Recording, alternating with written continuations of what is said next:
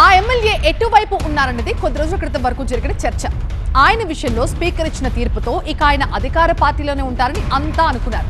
కానీ పార్టీ మారినా ఆయన చూపంతా పాత గూటిపైనే ఉందన్న వార్తలు వచ్చాయి. అందుకు తగ్గట్లే ఆ ఎమ్మెల్యే చేసిన సంచలన వ్యాఖ్యలు రాజకీయంగా చర్చనీయాంశమయ్యాయి.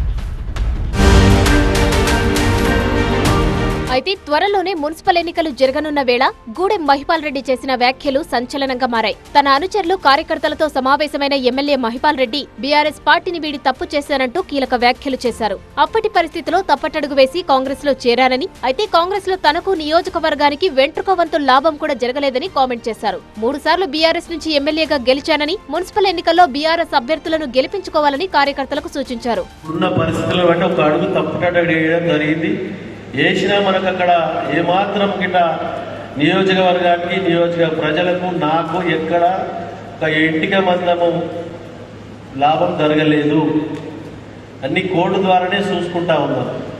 కాబట్టి అందుకే ఆలోచన చేసి ఈరోజు బీఆర్ఎస్ పార్టీ మీద గెలిచినాం. కాబట్టి రేపు మనకందరూ మీరందరూ కష్టపడి చేసిరు, మున్సిపాలిటీలు చేసిరు, నియోజకవర్గ స్థాయిలో ప్రజలందరూ చేసిరు.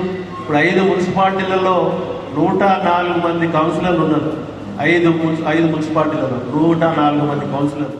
తెలంగాణలో పలువురు బీఆర్ఎస్ ఎమ్మెల్యేలు కాంగ్రెస్ లో చేరారు. టెక్నికల్ గా వాళ్లు కారు పార్టీ ఎమ్మెల్యేలే అని స్పీకర్ తీర్పు ఇచ్చినా వారిలో చాలా మంది హస్తం పార్టీతోనే రాజకీయ ప్రయాణం కొనసాగిస్తున్నారు. ఆ ఎమ్మెల్యేల జాబితాలో పటాన్చెరు ఎమ్మెల్యే గూడెం మహిపాల్ రెడ్డి కూడా ఉన్నారు. బీఆర్ఎస్ తరపున 3వ సారి ఎమ్మెల్యేగా గెలిచిన మహిపాల్ రెడ్డి కొన్ని నెలల క్రితమే మిగతా ఎమ్మెల్యేల తరహాలోనే పార్టీ మారారు. అయితే కాంగ్రెస్ నేతలతో సఖ్యత కుదరలేదు. గతంలో ఓసారి గూడెం వర్గీయులకు పటాన్చెరు కాంగ్రెస్ నాయకులకు మధ్య పెద్ద గొడవ కూడా జరిగింది. దీనిపై టీపీసీసీలో ఒకరికొకరు ఫిర్యాదు కూడా చేసుకున్నారు. అప్పటి నుంచి కాంగ్రెస్ లో ఉంటున్నా అధికార పార్టీతో మహిపాల్ రెడ్డి అంటీ ముట్టనట్టుగానే ఉంటూ వచ్చారు.